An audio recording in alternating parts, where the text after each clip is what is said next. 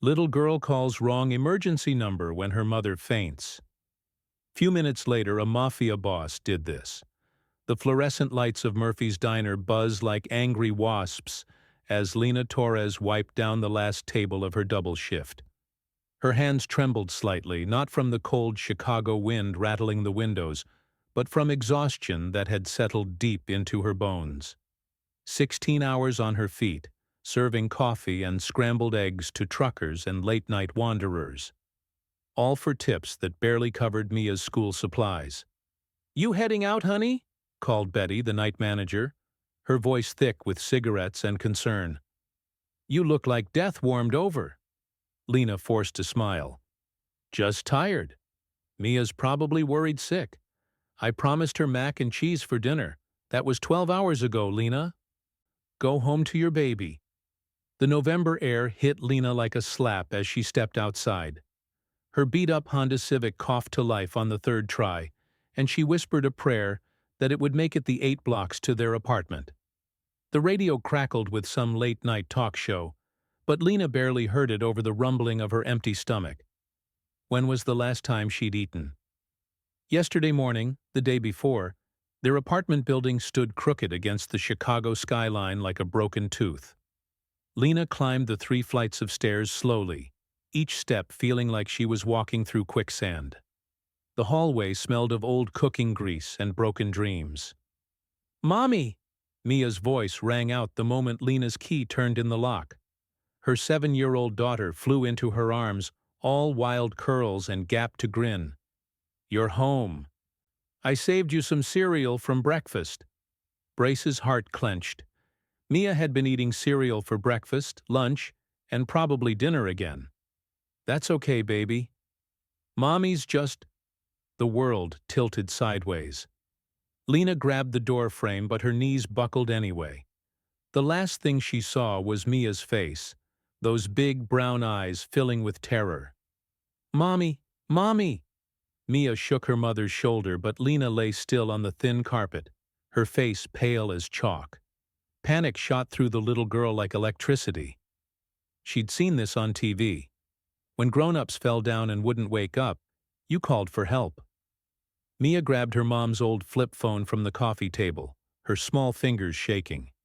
She knew the number 911, but in her terror, fumbling with the unfamiliar buttons, she pressed wrong. Instead of 911, she dialed 941. The phone rang once, twice. 15 miles away, in a penthouse overlooking Lake Michigan, Damian Moretti sat behind his mahogany desk, reviewing shipping manifests that had nothing to do with legal cargo. At 52, he commanded respect through whispered threats and calculated violence. His salt and pepper hair was perfectly styled, his Italian suit worth more than most people's cars. The Moretti family had controlled Chicago's South Side for 3 generations, and Damian had earned his place at the top through methods that kept prosecutors awake at night. His private phone, the number known only to his inner circle, rang with an unfamiliar tone. Vincenzo frowned. No one called this line without clearance. "Who is this?" His voice carried the weight of barely contained menace. "Please, please help me." The voice was small, broken, definitely a child. "My mommy won't wake up." Vincenzo's frown deepened. "A prank call? Some rival family's sick joke. Listen, kid. I don't know how you got this number, but she's on the floor and she's not moving, and I don't know what to do." The sobs came through the phone like bullets to Damian's chest. "Please, mister. I don't have anybody else. Please help my mommy." The phone went silent except for the sound of a 7-year-old girl crying. Vincenzo's hand tightened around the phone. The voice, the desperation, the pure terror, it crashed over him like a wave. Suddenly, he wasn't in his penthouse anymore. He was in a different room 7 years ago, holding another phone, listening to another child cry. His child, his Isabella. "Where are you?" The words came out rougher than he intended. I don't know. Wait." He heard shuffling. 327 Oak Street. Apartment 3B. Please hurry, mister." "I'm scared." 327 Oak Street. That was deep in rival territory. A neighborhood where Vincenzo Moretti's name was whispered with fear and hatred. A place where a man like him had no business going, especially not for a random phone call from a crying child. But something in that little girl's voice had cracked something inside him that he thought was sealed shut forever. "What's your name, sweetheart?" "Mia. Mia Martinez. My mommy's name is Lena." "Okay, Mia. I'm coming to help you, but I need you to stay calm." "All right, stay with your mommy. Don't open the door for anyone except me. Can you do that?" "Yes, sir. Are you a policeman?" Vincenzo closed his eyes. "Something like that. I'll be there soon." He hung up and pressed the intercom button. "Rocco, Enzo. My office. Now." Two men appeared instantly. Rocco. His right hand built like a brick wall with eyes that missed nothing. And Enzo, younger but equally dangerous with reflexes like a snake. "Boss." Mako's growly voice carried a question. "We're taking a drive. 327 Oak Street." "Boss, I know where it is." Damien stood straightening his tie. "And I know whose territory it is." "We go anyway." Enzo exchanged a look with Rocco. "How many men you want?" "Just us three and Enzo." Damien moved toward the door. "Bring the medical kit from the safe. We might need it." As they headed for the elevator, Rocco couldn't help himself. "Boss, what's this about?" Damien thought about Mia's voice, about the way she'd said, "Please," like it was the only word left in the world that mattered. He thought about Isabella and how she'd sounded exactly the same way during that last phone call, 7 years ago. "Someone needs help," he said simply. "And sometimes that's enough." The elevator doors closed, carrying Chicago's most feared man toward a destiny he never could have imagined. All because a scared little girl had dialed the wrong number. The black Escalade tore through Chicago's streets like a shadow cutting through light. Vincenzo sat in the passenger seat, his jaw clenched tight, while Rocco navigated the maze of narrow streets leading into territory that belonged to the Ventresca family. This was enemy ground, a place where the wrong move could start a war. "Boss, you sure about this?" Enzo asked from the back seat, his hand resting on the gun beneath his jacket. "Ventresca's boys patrol this area heavy. They see us here, they won't see us," Vincenzo said, his voice steady as steel. "We get in, handle the situation, get out, clean and quiet." But even as he spoke, his mind wasn't on territorial disputes or family politics. It was on a little girl named Mia, alone and scared, waiting for a stranger to save her mother. The image reminded him too much of Isabella's last night, how she'd called him from the hospital, her voice weak and frightened, begging him to come home. By the time he'd fought through rival territory to reach her, it was too late. Not this time. This time he'd be fast enough. The Escalade pulled up to 327 Oak Street, and Vincenzo's experienced eyes immediately catalogued every detail. Broken street lights casting uneven shadows, fire escapes that could hide snipers, alleyways perfect for ambushes. The building itself looked like it was held together by stubbornness and prayer. Cracked brick walls, rusted railings, windows patched with duct tape. "Third floor, apartment 3B. Vincenzo said, stepping out of the car. "Rocco, watch the street. Enzo with me." They climbed the stairs 2 at a time, their expensive shoes echoing in the narrow stairwell. The building smelled like despair and broken promises, a far cry from the world Vincenzo usually inhabited. When they reached the 3rd floor, he could hear it. Soft crying coming from behind a door marked 3B. Vincenzo knocked gently. 3 soft taps. "Mia, it's the man you called. I'm here to help your mommy." The crying stopped. After a moment, a small voice called out, "How do I know it's really you?" Smart girl, Vincenzo thought.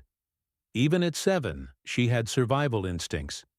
"You told me your name was Mia Martinez, And your mommy's name is Lena. You live in apartment 3 beyond Oak Street. And you're very brave for taking care of your mommy." The sound of a chain being unlatched reached them through the door. It opened slowly, revealing the smallest girl Damien had ever seen. She had wild curls that seemed to have a life of their own, brown eyes swimming with tears, and she was wearing a purple dress that had seen better days. But it was the way she looked at him with desperate hope and absolute trust that hit him like a punch to the chest. "Are you really here to help?" Mia whispered. Damien knelt down to her level, his voice gentler than it had been in years. "Yes, sweetheart, I'm really here. Can you show me where your mommy is?" Mia led them into the tiny apartment, and Damien's trained eyes took in everything. The sparse furniture, the empty refrigerator visible through the open kitchen door, the bills scattered on a wobbly table. This wasn't just poverty. This was desperation. Lena lay unconscious on the living room floor, her face pale and her breathing shallow. Vincenzo knelt beside her, checking her pulse with surprising gentleness. "When did she fall down?" he asked Mia. "Right when she came home. She was really tired. She works at the diner, and sometimes she doesn't eat because she wants me to have her food." Mia's voice grew smaller. "Is she going to be okay?" Vincenzo's jaw tightened. This woman had been starving herself to feed her daughter. "She's going to be fine, Mia. But we need to get her to a doctor. Enzo, bring the car closer to the building." As Enzo disappeared, Vincenzo carefully lifted Lena into his arms. She was lighter than she should be, all sharp angles and hollow cheeks. Her eyes fluttered open as he carried her toward the door. "What? Who are you?" Lena's voice was weak, confused. "Mia? Where's Mia?" "Right here, Mommy." Mia grabbed onto Vincenzo's coat. "This is the nice man who came to help us." Lena tried to focus on Damien's face, but the world kept spinning. All she could see was a stranger. A big, intimidating stranger in an expensive suit, carrying her like she weighed nothing. Fear cut through her exhaustion. "Put me down," she whispered. "I don't know you. Mia, stay away from him." "Mommy, no! He's helping us." Mia's small hand found Damien's and she squeezed tight. "He came when I called for help. He's good." Vincenzo met Lena's frightened eyes. "Ma'am, you collapsed from exhaustion and hunger. Your daughter called for help, and I'm taking you to a doctor. That's all." "I can't afford a doctor," Lena mumbled, fighting to stay conscious. "You don't need to worry about that." Damien's voice was firm but not unkind. "Just worry about getting better." The ride to Dr. Han's private clinic passed in a blur for Grace. She drifted in and out of consciousness, aware only of Mia's small hand in hers, and the steady presence of the stranger who had somehow appeared in their moment of greatest need. Dr. Han, a small Korean-American woman who'd been patching up Vincenzo's men for 15 years without asking questions, worked quickly and efficiently for fluids, vitamins, a thorough examination, severe dehydration, and malnutrition. She reported quietly to Damien while Lena dozed. "She probably hasn't eaten a proper meal in days, maybe weeks." Vincenzo handed her an envelope thick with cash. "Fix her up, whatever she needs." And the little girl. Vincenzo looked through the window at Mia, who sat in the waiting room, her legs swinging from a chair too big for her. She was humming quietly to herself, clutching a stuffed rabbit that had seen better days. "Check her, too. Make sure she's healthy." When Mia saw Damien approaching, her face lit up like Christmas morning. "Is Mommy going to be okay?" "She's going to be just fine." Damien sat down beside her. This little girl who trusted him completely despite not knowing his name. "The doctor is giving her medicine to make her strong again." Mia suddenly threw her arms around his neck, hugging him tight. "Thank you for saving my mommy, mister. You're the nicest man in the whole world." For a moment, Damien couldn't breathe. It had been 7 years since anyone had hugged him like that with pure love and gratitude. 7 years since Isabella had wrapped her arms around his neck and called him the best daddy ever. "What's your name?" Mia asked, pulling back to look at him with those trusting brown eyes. Vincenzo hesitated. How do you tell a 7-year-old that you're the man parents in this neighborhood use to scare their children into behaving? "My name is Vincent," he said finally. It wasn't a lie, just not the whole truth. "Thank you, Mr. Vincent. You're my hero." And in that moment, as this brave little girl smiled at him like he'd hung the stars, then Cenzo Moretti, a man who commanded an empire built on fear, felt something he hadn't experienced in years. He felt like maybe, just maybe, he could be someone's hero after all. Lena woke up in a hospital bed that was far too comfortable for someone without insurance. Sunlight streamed through windows that actually had clean glass, and the sheets beneath her hands felt like silk compared to the rough blankets in her apartment. For a moment she allowed herself to feel grateful. Then reality crashed back in. Mia was gone. Lena sat up too quickly, her head spinning from the sudden movement. "Mia, where's my daughter?" "Right here, Mommy." Mia bounced through the doorway carrying a paper cup of hot chocolate and wearing a smile that could power half of Chicago. "Mr. Vincent got me chocolate. And look," she held up a small teddy bear. "The nice lady at the desk gave me this. His name is Coco." Behind Mia, a figure filled the doorway. The man from last night.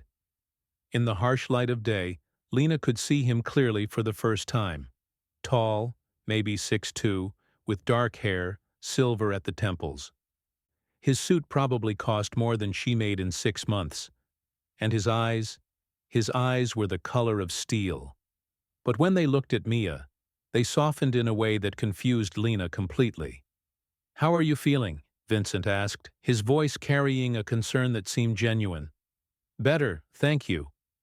Lena's words were careful, polite.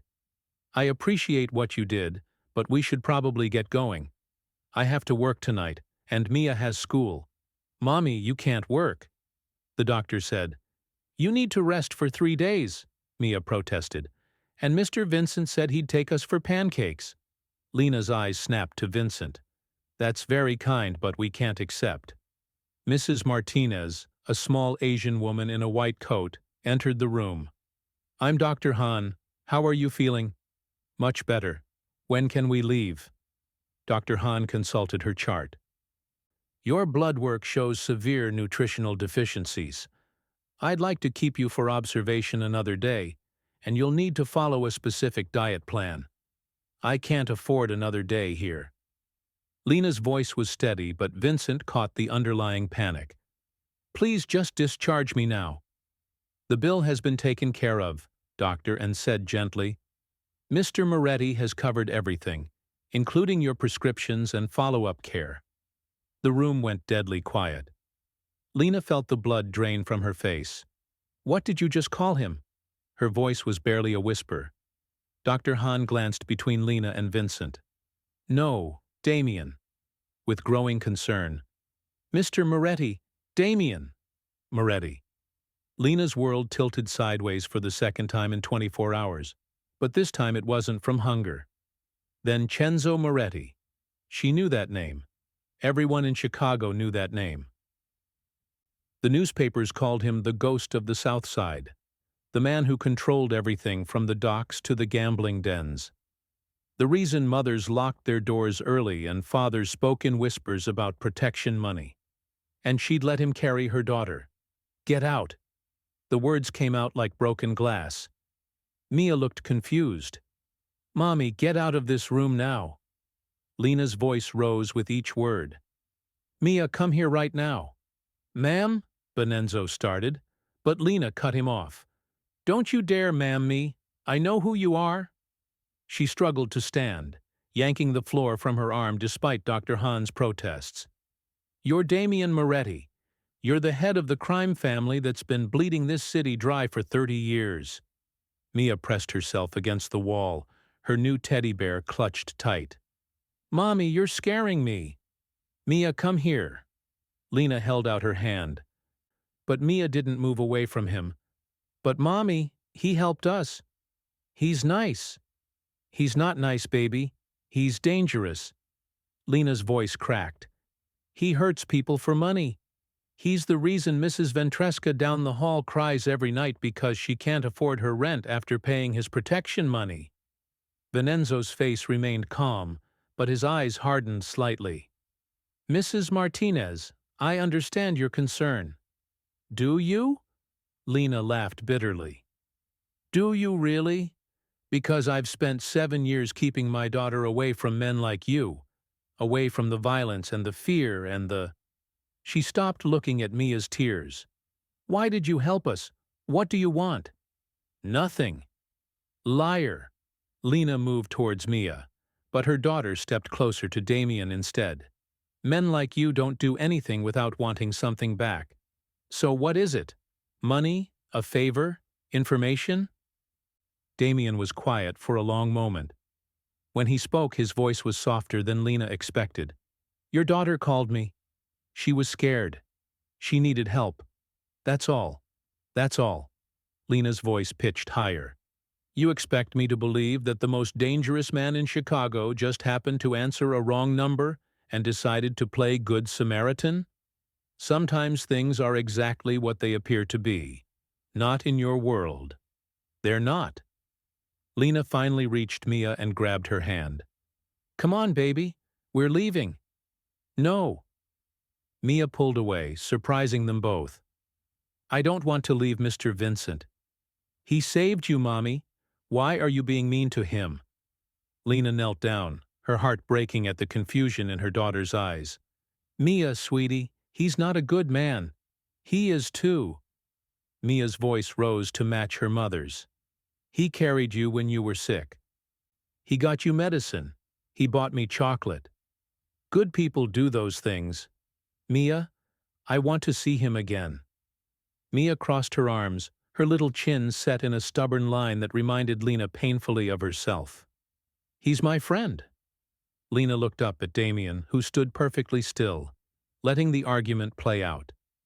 There was something in his expression, a sadness that seemed bone deep, that made her pause. Why? She asked quietly. Why did you really come? Vincenzo looked at Mia, then back at Lena. For just a moment his carefully controlled mask slipped, and Lena saw something unexpected. Grief. Because 7 years ago my daughter called me for help, he said simply. And I didn't make it in time. The room fell silent except for the sound of Mia sniffling. She was 6. Damien continued. Car accident. She died calling for her daddy. He paused. When Mia called last night, when I heard her voice, I couldn't let history repeat itself. Lena felt her anger waver, but she forced it back. She couldn't afford to be soft, not with Mia's safety at stake. I'm sorry for your loss, she said stiffly, but that doesn't change who you are or what you do. No, Damien agreed. It doesn't. Then you understand why we have to leave. Why Mia can't see you again? Mia's face crumpled. But Mommy, no buts, baby. Sometimes grown-ups have to make hard choices. Lena stood, pulling Mia toward the door. Thank you for your help, Mr. Moretti. But this ends here. She was almost to the door when Vincenzo spoke again. The men who control your neighborhood, the ones who make Mrs. Ventresca cry, they're not mine. Lena stopped but didn't turn around. They work for Carlo Ventresca. He's been moving into my territory using fear tactics I don't approve of. Damien's voice was quiet but clear. If you ever need help dealing with them, you know how to reach me. Lena finally turned, her eyes blazing. I will never call you again. I know, Damien said, but Mia knows the number, and children sometimes make their own choices. As Lena led her daughter out of the room, she missed the way Mia looked back at Damien, her small hand waving goodbye. She also missed the way he nodded back, a silent promise passing between them. Outside the hospital, as they waited for a taxi, Mia looked up at her mother with serious 7-year-old eyes. Mommy, why can't bad people do good things sometimes?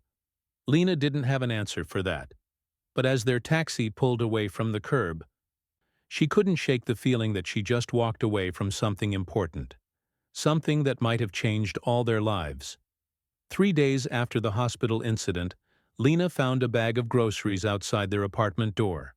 Fresh milk, bread that wasn't stale, actual fruits and vegetables, and tucked inside a note written in careful block letters from a friend for Mia. Lena's first instinct was to throw it all away. She knew exactly which friend had left it. But Mia was watching, and the cupboards were bare, and pride didn't fill empty stomachs. "Can we keep it, Mommy?" Mia asked, her eyes wide with hope. "Look, there's the cereal with the marshmallows." Lena sighed, carrying the bag inside. "Just this once," but it wasn't just once. Every few days something appeared. Sometimes groceries, sometimes a book for Mia. Once a bottle of children's vitamins with a note that said, "Dr. Han recommends these." Always the same message from a friend. Lena told herself she was only accepting it for Mia's sake. She told herself it meant nothing. She told herself a lot of things that became harder to believe with each passing day. The breaking point came on a rainy Thursday evening. Lena returned from her shift to find their building superintendent, Mr. Kowalski, waiting in the lobby with a concerned expression and a manila envelope. "Lena, honey, somebody paid your rent for the next 3 months," he said, scratching his gray head. "Left cash in my mailbox. Said to give you this." Inside the envelope was a receipt and another note. No child should worry about having a roof over her head from a friend. This time Lena didn't hesitate. She grabbed Mia's hand and marched straight to the phone booth on the corner, dialing the number she'd memorized despite herself. "You have to stop," she said, the moment Damien answered. "Mrs. Martinez," his voice was calm, unsurprised. "How can I help you? You know how. Stop sending things. Stop paying our bills. We don't need your charity. It's not charity. It's from a friend." "Yes, I got the notes." Lena lowered her voice, conscious of Mia tugging at her coat. "Look, I appreciate what you did at the hospital, but this has to end. I won't be indebted to you. You're not indebted to anyone. A friend helps when they can. That's all. We're not friends, Mr. Moretti. We can't be friends." There was a pause. "Then I won't bother you anymore." Lena hung up, feeling simultaneously relieved and strangely empty. She'd done the right thing. She'd protected Mia from getting too attached to a dangerous man. So why did she feel like she just made a terrible mistake? 2 weeks of silence passed. No groceries, no gifts, no mysterious bill payments. Lena told herself this was what she wanted. Even as she watched Mia grow quieter, spending long minutes staring out their window like she was waiting for someone who would never come. Then Mia got sick.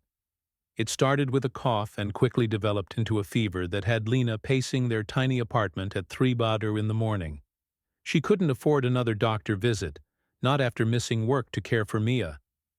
But watching her daughter shiver despite 3 blankets, Lena felt panic rising in her throat. The knock on their door came at 3:17 a.m. Lena peered through the peephole and saw a figure in an expensive coat holding a small bag. "I know you don't want to see me," Vincenzo said when she opened the door. "But Enzo's kid had the same thing last week. This medicine will help." He held out the bag: children's fever reducer, cough syrup, and throat lozenges, all the things Lena couldn't afford. "How did you know she was sick?" Lena asked quietly. "Mrs. Patterson next door mentioned it to her nephew who works at one of my restaurants." Damien's explanation was matter of fact. "I thought you might need help." Lena wanted to refuse. Every instinct screamed at her to slam the door and handle this alone. But then Mia coughed from the bedroom, a sound that tore at Lena's heart. "Thank you," she whispered, taking the bag. "I'll pay you back when, Mrs. Martinez." Vincenzo's voice was gentle. "Not everything has to be a transaction." As he turned to leave, Mia appeared in the hallway. wrapped in her favorite blanket and looking like a small ghost. "Mr. Vincent," her voice was hopeful. Damien stopped, his expression softening completely. "Hey there, sweetheart. I heard you weren't feeling well." "I miss you," Mia said simply. "Mommy said you weren't coming back." Lena watched, her heart clenching as Vincenzo knelt down to Mia's level despite his expensive suit. "I'm sorry about that," he said. "Your mommy was trying to protect you. That's what good mommies do. But you're good too. You brought me medicine when I was sick. Only good people do that. Mia, you should get back to bed." Lena interrupted, but her voice lacked conviction. "Can Mr. Vincent read me a story, please, just until I fall asleep?" Lena looked at Damien, this man who terrified an entire city, but was asking her 7-year-old's permission with his eyes. She saw something in his face, a careful hope, like he was afraid to want something too much. "One story," Lena heard herself say. "Then he has to go." Mia beamed and took Damien's hand, leading him to her room. Lena followed, settling into the chair by Mia's bed while Damien sat on the floor, looking ridiculously out of place in his tailored suit, surrounded by stuffed animals and children's books. "What would you like me to read?" he asked. "The one about the princess who saves herself," Mia said, handing him a worn copy of The Paper Bag Princess. As Damien read, Lena found herself studying him, really looking at him for the first time. His voice was different when he spoke to Mia, softer, with a patience that seemed infinite. When Mia interrupted to ask questions or make observations, he answered each one seriously. Like her 7-year-old thoughts were the most important things in the world. This wasn't the man the newspapers wrote about. This wasn't the monster parents used to frighten their children into good behavior. This was just a man who'd lost his daughter and found a little girl who needed him. Across town in a warehouse, that riot of cigarettes and desperation, Matteo Ventresca poured himself another whiskey and studied the photographs scattered across his desk. Lena leaving work, Mia walking to school, both of them accepting packages from unknown delivery men. "You're sure it's Moretti's money paying their bills?" he asked his lieutenant, a thin man with nervous eyes named Eddie. Positive boss got confirmation from 3 different sources. The woman and kid. They're under his protection now. Matteo smiled, but there was no warmth in it. Damien Moretti, the great untouchable, has found himself a weakness. He picked up a photo of Mia laughing in the playground. "How interesting. What do you want us to do?" Matteo leaned back in his chair, already planning. Vincenzo had been impossible to touch for years. Too smart, too careful, too well protected. But everyone had a breaking point. Even ghosts could bleed if you knew where to cut. "Keep watching them," he said finally. "And when the time is right, we're going to send Mr. Moretti a message he'll never forget." In the photo, Mia Martinez smiled up at the camera, unaware that she'd just become the most dangerous weapon in Chicago's criminal underworld. Lena first noticed the Lena sedan on a Tuesday morning while walking Mia to school. It was parked across from their building, engine running, windows tinted too dark to see inside. When she looked back after dropping Mia off, it was gone.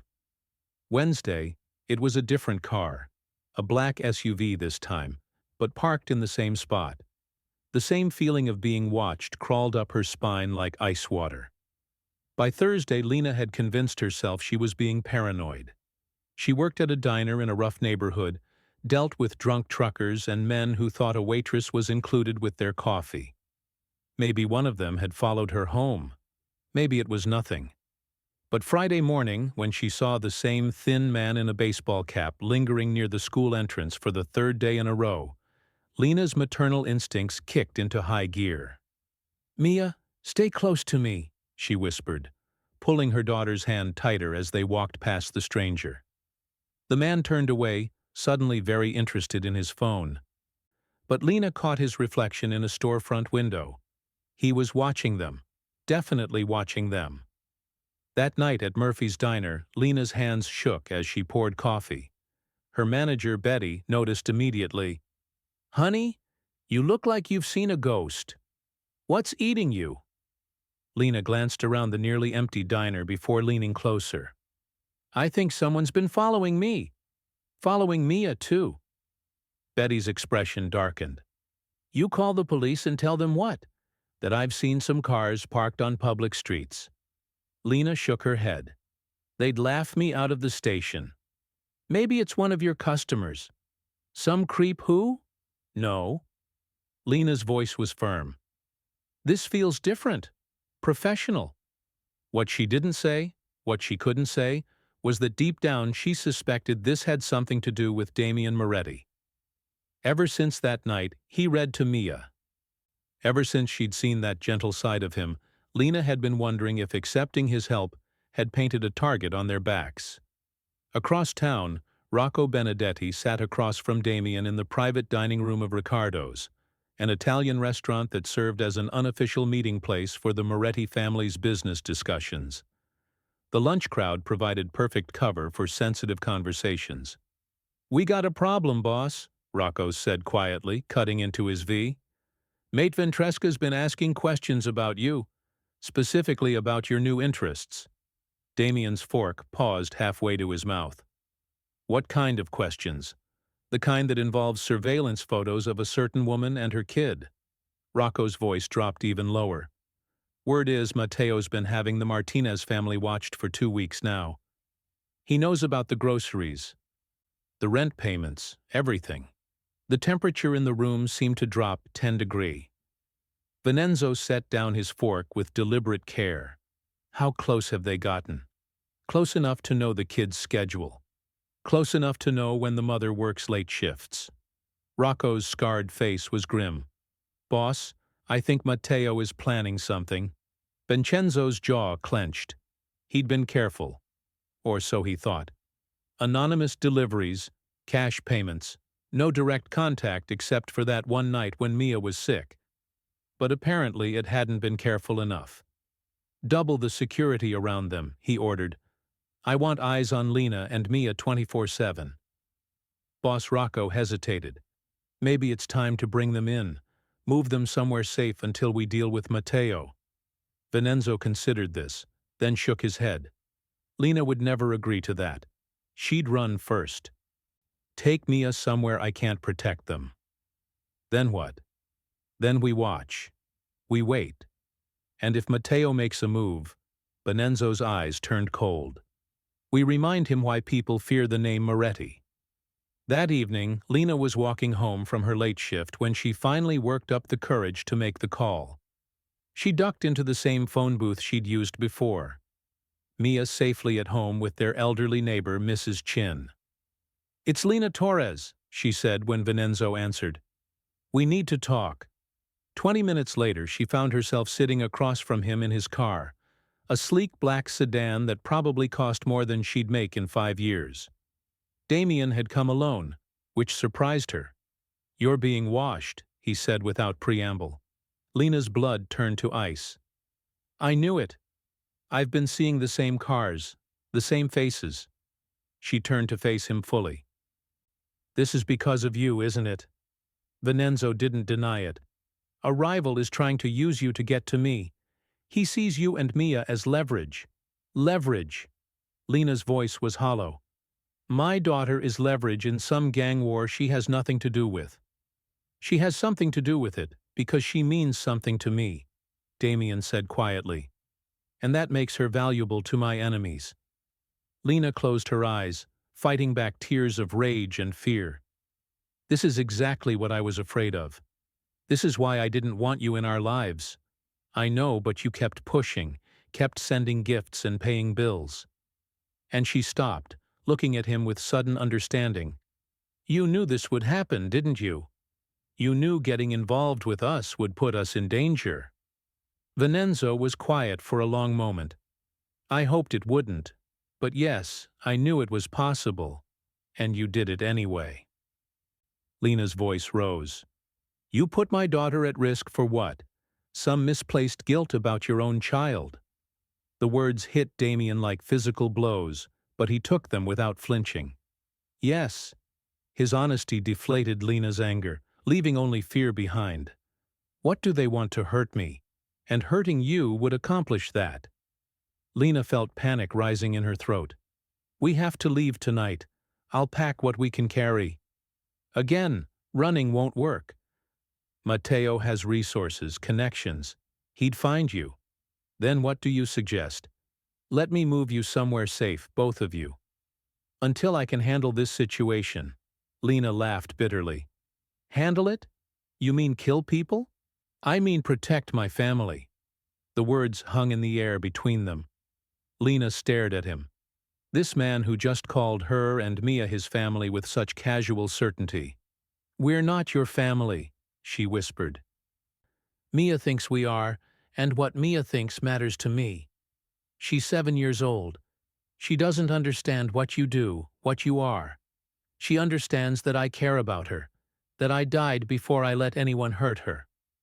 Vincenzo's voice was steady, absolute. Can you say the same about anyone else in your life? Lena wanted to argue, but the truth was brutal and simple. She couldn't. There was no one else. No family, no support system, no white knight coming to rescue them.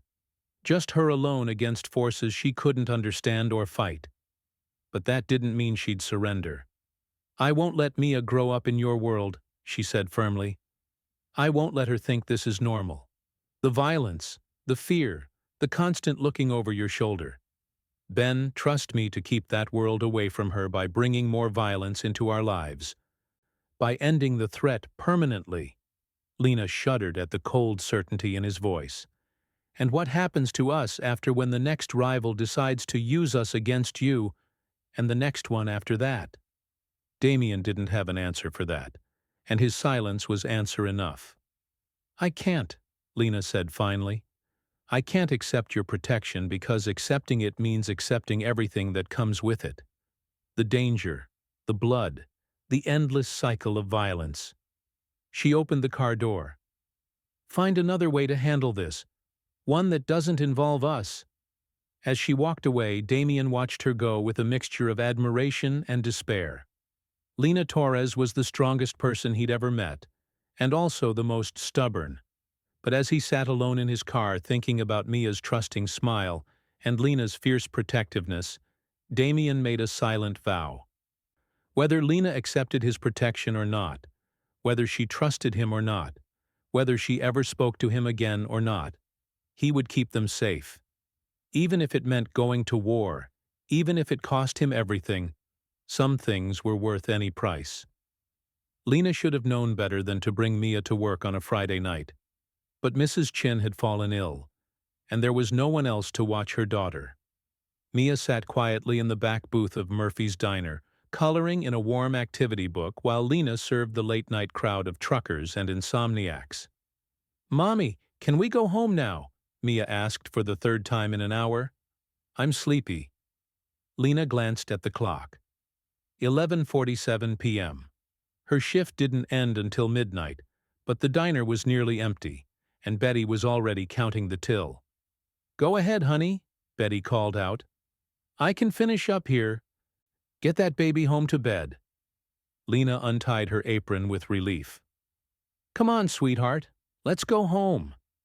The November air bit at their faces as they stepped onto the deserted street. Lena pulled Mia's jacket tighter and quickened their pace. The walk to the bus stop was only 3 blocks, but something felt wrong. The streetlights cast eerie shadows, and the usual sounds of the city seemed muffled, distant. Mommy, I forgot Mr. Bear, Mia said suddenly, stopping in her tracks. Lena sighed. The stuffed animal Damien had brought during Mia's illness had become her daughter's constant companion. Honey, we can't go back now. Mr. Bear will be safe at the diner until tomorrow, but he gets scared without me. Mia protested, her 7-year-old logic unshakable. Mia, please. We need to get to the bus. The first man stepped out of the alley so smoothly it seemed choreographed. Tall, lean, wearing a black jacket that couldn't hide the bulge of a weapon beneath. Lena's blood froze. Mrs. Martinez, the man said, his voice carrying a slight Italian accent. Mr. Ventresca would like to have a word with you. Lena instinctively moved in front of Mia, her mind racing. The bus stop was still 2 blocks away. The diner was behind them, but Betty would have locked up by now. The street was empty except for a few parked cars. They were alone. "I don't know any Mr. Ventresca," Lena said, proud that her voice didn't shake. "And we need to get home." A second man emerged from behind a parked van. Shorter stalker with cold eyes that lingered on Mia in a way that made Lena's skin crawl. "I'm afraid that's not an option," the first man said. "See? You've become quite important to our business interests. You and your daughter." "Run, Mia," Brace whispered. "But Mommy, run!" Mia bolted, her small legs carrying her back toward the diner as fast as they could. The stocky man lunged after her, but Lena threw herself at him, clawing and kicking with desperate fury. "Let her go," she screamed. "She's just a child." The tall man grabbed Lena's arms, yanking them behind her back with professional efficiency. "Should have thought about that before you started playing house with Damian Moretti." 50 feet away, the stocky man had caught up to Mia, lifting her off the ground as she kicked and screamed, "Mommy! Mommy!" Lena's world narrowed to that sound, her daughter's terrified cries cutting through the night like broken glass. She bit down hard on the tall man's hand, tasting blood, and broke free just long enough to scream, "Help! Somebody help you! S!" The blow came from behind, sending stars exploding across Lena's vision. She hit the pavement hard, her hands scraping against asphalt. But even through the haze of pain, she could hear Mia crying. "Please," Lena gasped, trying to push herself up. "Please don't hurt her. Take me. Do whatever you want, but don't hurt my daughter." The tall man hauled her to her feet. "Oh, we're not going to hurt her. She's our insurance policy. As long as Moretti cares about you both, he'll do exactly what we tell him to." That's when the black Escalade came screaming around the corner. It didn't slow down. It didn't hesitate. It aimed straight for the stocky man holding Mia and slammed on the brakes at the last possible second, close enough that the man had to dive sideways to avoid being crushed. Mia tumbled to the ground, sobbing, but unharmed. Car doors slammed open simultaneously. Rocco and Enzo emerged from the Escalade like predators released from cages, weapons already drawn. But it was Damian who stepped out of the passenger seat that made the attackers freeze. Gone was any pretense of civilization. This wasn't the man who read bedtime stories and brought medicine for sick children. This was the ghost of the South Side, and his eyes promised death. "You made a mistake," Benzo said, his voice carrying across the empty street with deadly calm. "You touched my family." The tall man, still holding Lena, tried to use her as a human shield, pressing a knife to her throat. "Stay back, Moretti. One more step in." Vincenzo's gun appeared in his hand so fast it seemed like magic. The shot echoed off the buildings like thunder. The tall man dropped instantly, the knife clattering harmlessly away. The stocky man rolled to his feet and ran. He made it exactly 6 steps before Enzo brought him down with a tackle that would have made the Chicago Bears proud. The sound of breaking bones carried clearly in the cold night air. Rocco was already on his radio calling for cleanup. Within minutes, the street would be clear, the evidence gone, as if nothing had ever happened. But for now, there was only Mia sobbing in Lena's ragged breathing. Vincenzo holstered his weapon and knelt beside Mia, who threw herself into his arms without hesitation. "It's okay, sweetheart," he murmured, stroking her hair while she cried against his chest. "You're safe now. Nobody's going to hurt you." Lena crawled over to them on shaking hands, her mind struggling to process what had just happened. The violence had been swift, brutal, and absolutely necessary. Without Damian's intervention, she and Mia would have disappeared into the night, becoming pawns in a game they didn't understand. "How did you know?" she whispered. Vincenzo met her eyes over Mia's head. I've had men watching you for weeks. When the attack started, they called it in. You've been watching us. It should have made her angry, but all Lena felt was overwhelming gratitude. I told you I'd protect you, Vincenzo said simply. Whether you wanted it or not. Mia pulled back to look at his face, her small hands touching his cheeks with devastating trust. You came for us. You saved us always, Vincenzo promised. I will always come for you. Lena looked around at the aftermath, the blood on the pavement, the broken man being loaded into the back of a van, the cold efficiency with which Damien's men were erasing all evidence of what had happened here.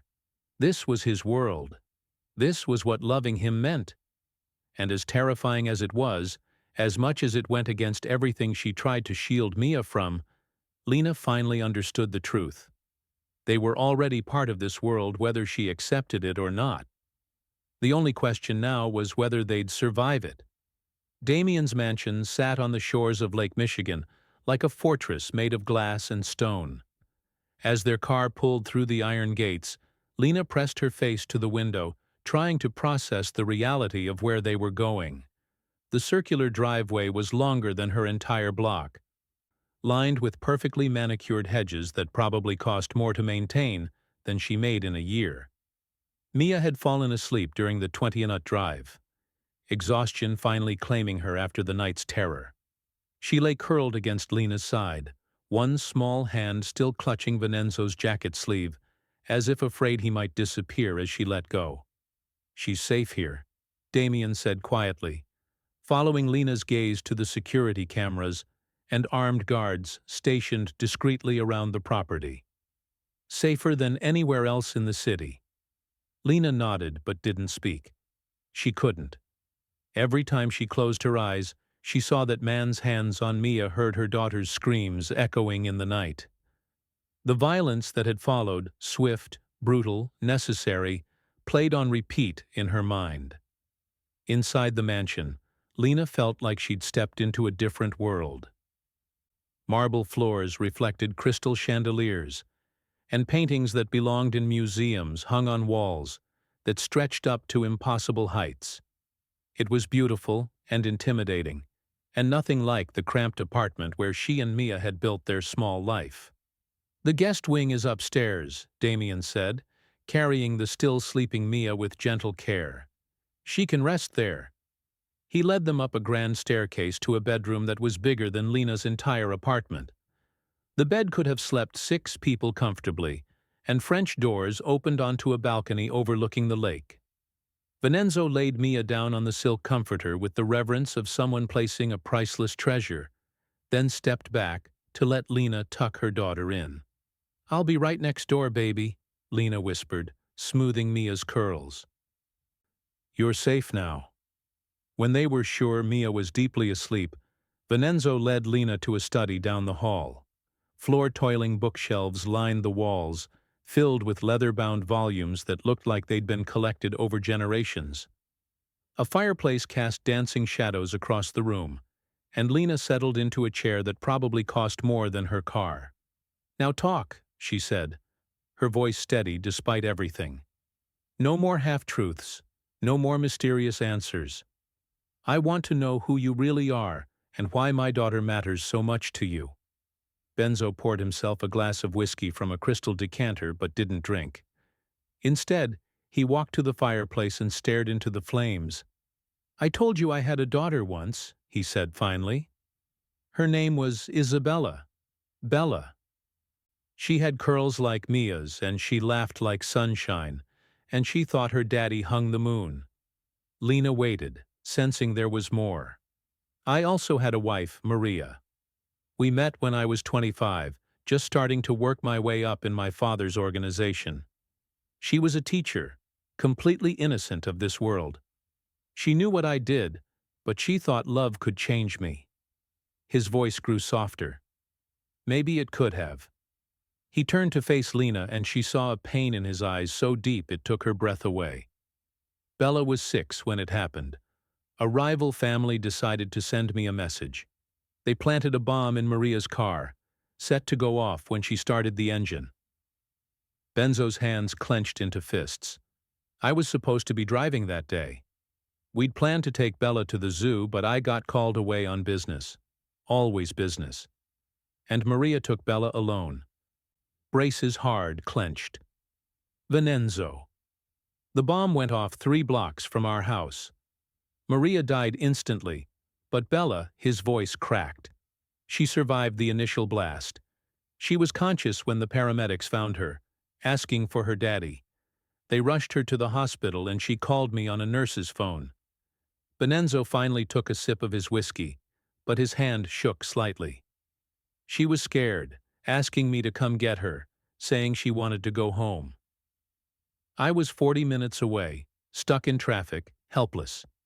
I told her I was coming, that everything would be okay. But by the time I got there, he stopped, unable to continue.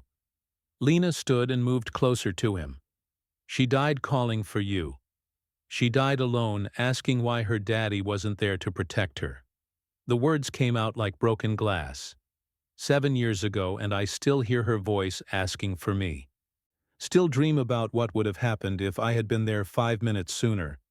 The room fell silent except for the crackling of the fire. Lena watched this man who commanded fear throughout Chicago break apart in front of her. And suddenly, everything made sense.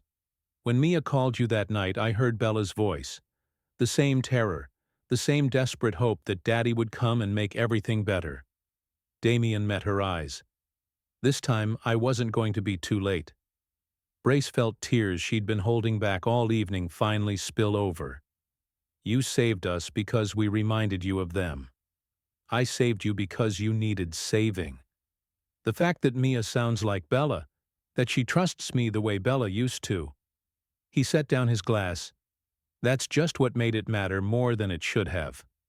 I misjudged you, Lena said quietly. I thought you were just another criminal trying to buy his way into heaven. I didn't realize you were a father trying to save the children he couldn't save before. Don't make me into a hero, Lena. I've done terrible things. I'll probably do terrible things again. That's who I am. No, Lena said firmly.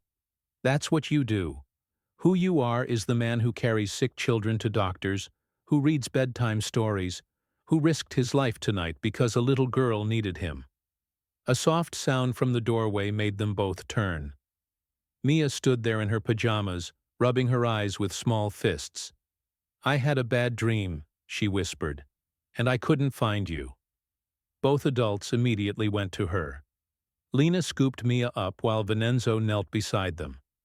We're right here, baby, Lena murmured. You're safe. Can I sleep with you, Mommy? And can Mr. Vincent stay, too? I don't want him to be alone. Lena looked at Venenzo over Mia's head. Something had shifted between them in the last hour. A wall had come down. A truth had been revealed. She saw him clearly now, not as the feared Mafia boss, but as a broken man trying to protect what remained of his heart. Of course, he can stay, Lena said softly. They settled on the enormous couch in front of the fireplace. Mia curled between them like a bridge connecting 2 wounded souls. Lena stroked her daughter's hair while Damien told quiet stories about the boats on the lake. His voice a gentle rumble that gradually lulled Mia back to sleep. As the fire burned low and the night grew quiet, Lena found herself studying Venenzo's profile in the flickering light. For the first time since that terrifying phone call had brought him into their lives, she wasn't afraid of him. She was afraid for him because she was starting to realize that somewhere along the way, without meaning to, she'd begun to care about the man who had chosen to save them instead of himself. And in a world where caring about someone like Venenzo Moretti could get you killed, that was the most dangerous thing of all. But as Mia sighed peacefully in her sleep, and Venenzo's hand found graces across their daughter's small form, Lena couldn't bring herself to regret it. Some risks were worth taking, even if they changed everything forever. 3 weeks later, Lena woke up in a bed that still felt too comfortable, in a room that still felt too big to the sound of Mia's laughter drifting through the French doors. She padded to the balcony and found her daughter in the garden below, chasing butterflies while Rocco pretended to chase her, his intimidating frame looking ridiculous as he stomped around like a friendly giant. "Careful, Uncle Rocco." Mia giggled. "You're too slow, Uncle Rocco." Lena shook her head with a smile. Somehow Mia had managed to adopt Vincenzo's entire crew as honorary family members. Enzo was Uncle Enzo who taught her card tricks, and even the stern-faced guards had melted under her 7-year-old charm. "Good morning," Damien's voice came from behind her, warm and still slightly rough with sleep. Lena turned, taking in his appearance. Hair mussed, wearing a simple t-shirt instead of his usual expensive suits. He looked younger somehow, more approachable, more like the man she'd come to know rather than the legend the city feared. "Any word?" she asked. Vincenzo nodded, his expression growing serious. "It's done. The FBI raided Matteo's warehouses this morning. They found enough evidence to put him away for 3 lifetimes. Drugs, weapons, human trafficking. He won't be a threat to anyone ever again." Lena felt the weight lift from her shoulders. "How did you manage that without getting my hands dirty?" Vincenzo's smile was slight but genuine. "I may be a criminal, Lena, but I'm not stupid. Sometimes the law is the most efficient weapon you can use. But how did they know where to look? Anonymous tips, detailed financial records, security footage from convenient locations." Vincenzo shrugged. "Amazing what turns up when you know where to look for it."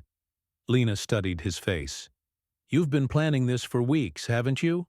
Since the night they attacked us. Since the night they touched what's mine." Damien corrected, his voice carrying that familiar steel. "Matteo chose the wrong way to start a war." Before Lena could respond, Mia's voice rang out from below. "Mommy, Mr. Vincent, come see what Uncle Rocco taught me." They went downstairs to find Mia attempting to juggle 3 tennis balls with mixed success. She managed to catch 2 before the third bounced off her head, sending her into peals of laughter. "Very impressive," Benzo said solemnly, applauding. "I couldn't do that when I was your age." "Really?" Mia's eyes widened. "Were you not very coordinated?" "Terrible at it. Your Uncle Rocco had to teach me everything." Rocco grinned. "Kid was all elbows and attitude when I met him. Took years to make him respectable." "I'm still working on the respectable part," Vincenzo replied dryly, ruffling Mia's curls.